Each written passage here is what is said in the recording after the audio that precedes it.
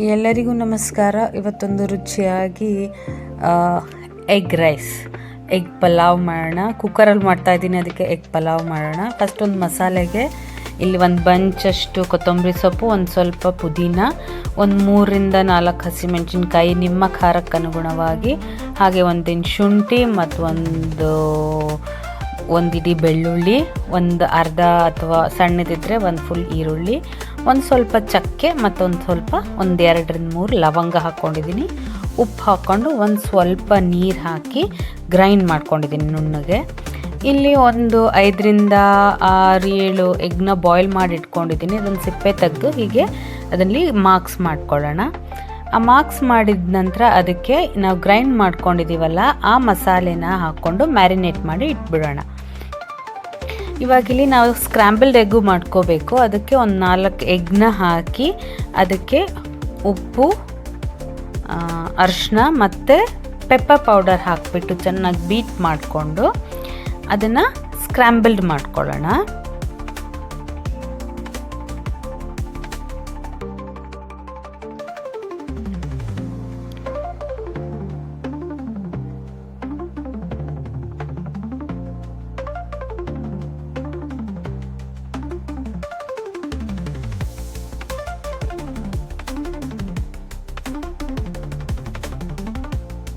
ಇದಕ್ಕೆ ಜಾಸ್ತಿ ಎಣ್ಣೆ ಬೇಡ, ಒಂದು 1/2 ಟೀ ಸ್ಪೂನಿಂದ 1 ಟೀ ಸ್ಪೂನ್ ಸಾಕಾಗುತ್ತೆ.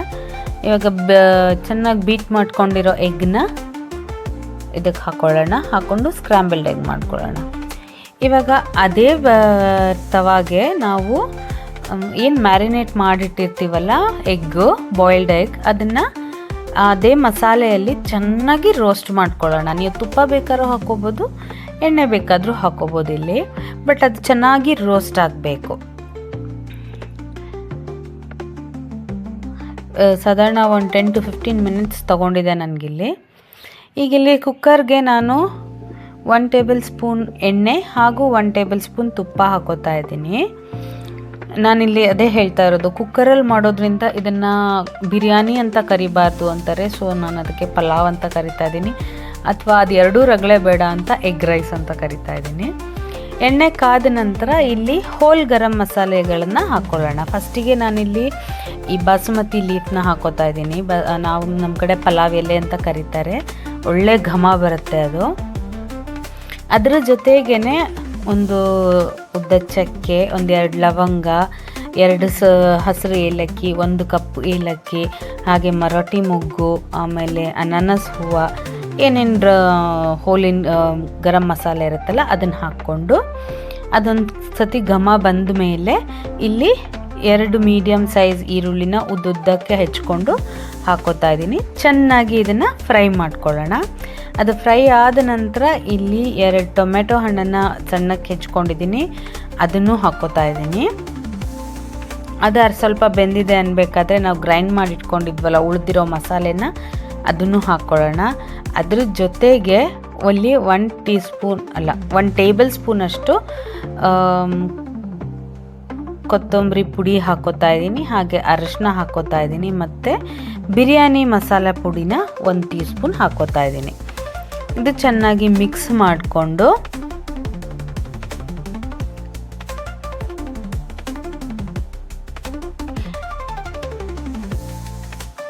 ಇದಕ್ಕೆ ನಾನು 1 ಕಪ್ ಅಕ್ಕಿನ ತೊಳೆದು ನೆನೆಸಿಟ್ಟಿದ್ದೀನಿ. ಹಾಗಾಗಿ ಇಲ್ಲಿ 2 ಕಪ್ ಅಥವಾ 2-2.25 ಕಪ್ಪಷ್ಟು ನೀರು ಹಾಕೋತಾ ಇದ್ದೀನಿ. ಅದು ಕುದಿ ಬಂದ ನಂತರ ನೆನೆಸಿಟ್ಟಿರೋ ಅಕ್ಕಿನ ಹಾಕೋತಾ ಇದ್ದೀನಿ.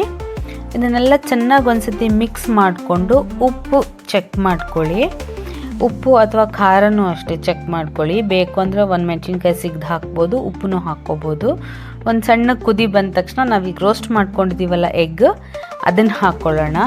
ಜಾಸ್ತಿ ಕೈ ಆಡಿಸ್ಬೇಡಿ, ಬಾಯ್ಲ್ಡ್ ಎಗ್ ಪೀಸಸ್ ಆಗೋ ಚಾನ್ಸಸ್ ಇರುತ್ತೆ. ಇದು ಒಂದು ಕುದಿ ಬಂದ ತಕ್ಷಣ ನಾವೀಗ ಸ್ಕ್ರ್ಯಾಂಬಲ್ಡ್ ಎಗ್ ಮಾಡ್ಕೊಂಡಿದ್ದೀವಲ್ಲ ಅದನ್ನು ಹಾಕೋಣ.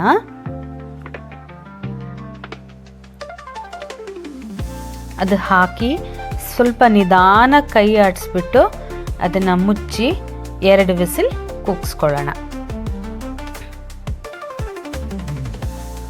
ಈಗ ನೋಡಿ ನಮ್ಮ ನೀವು ಬಿರಿಯಾನಿ ಅಂತಿರೋ ಎಗ್ ರೈಸ್ ಅಂತೀನಿ ನಾನು, ರೆಡಿಯಾಗಿದೆ.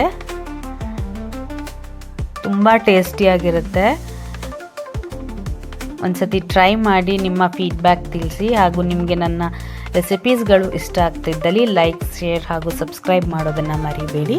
Thank you.